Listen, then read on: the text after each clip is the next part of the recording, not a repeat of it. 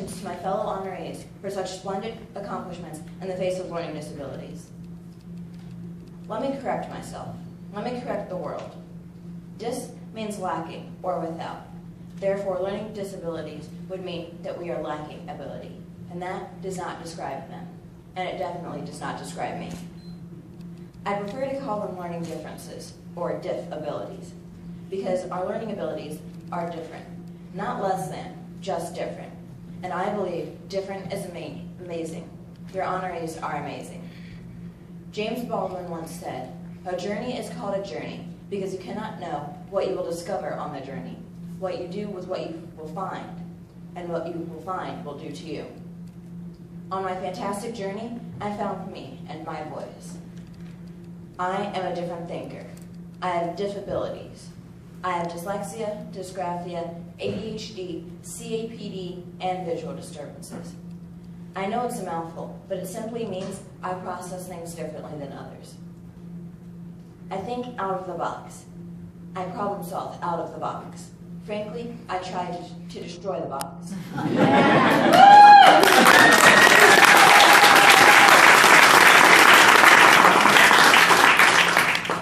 The problem is school is very much in the box.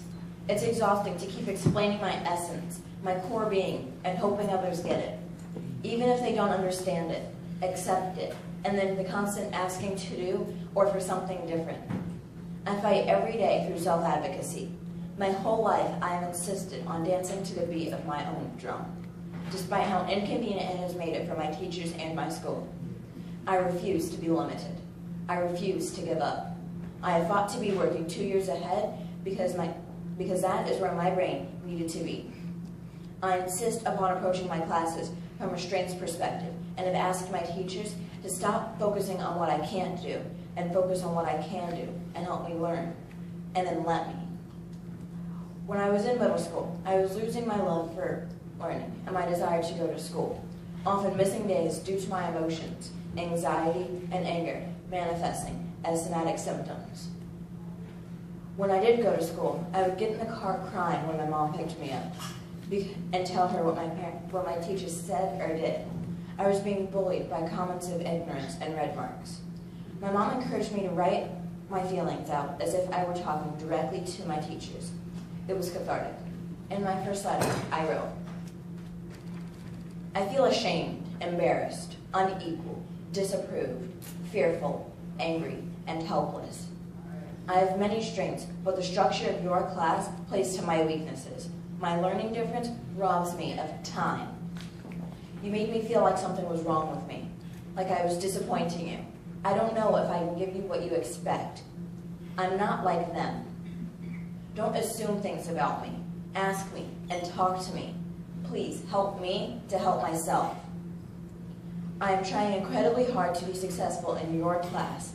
I need you to hear me, accept me, embrace me, encourage me, and truly believe in me and my different.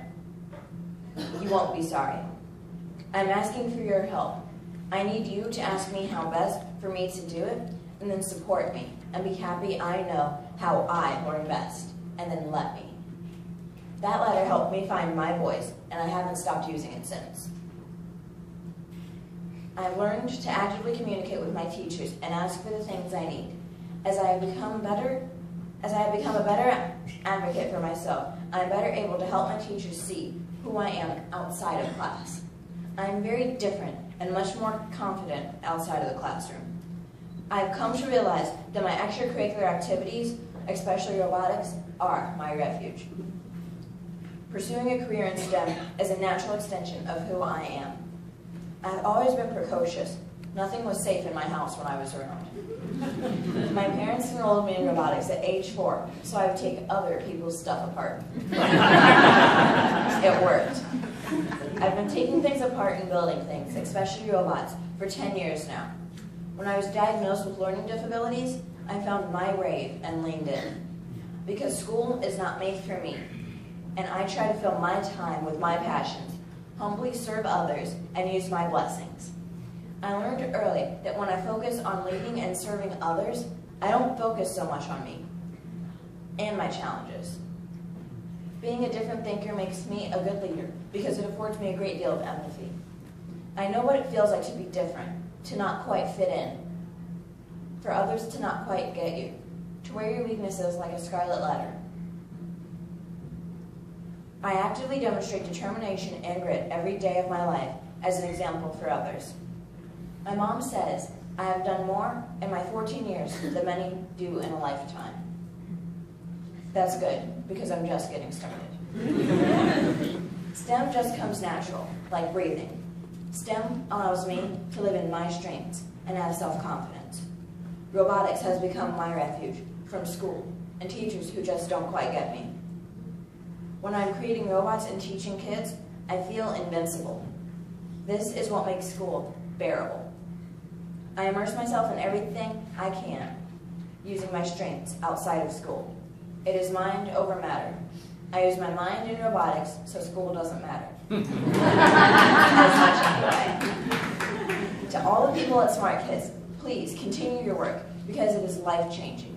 I applaud you for encouraging kids, parents, educators, and the world to look at individuals through the prism of their strengths, not their weaknesses. I have realized what I put after I am defines me, and when I say I am different and I have diff abilities, it is a blessing because my different has helped me see there are different ways to do things, learn things, solve things, and that same is boring. We wouldn't move forward. We wouldn't have new, unique, and exciting. I wouldn't change my different for anything in this world. Thank you.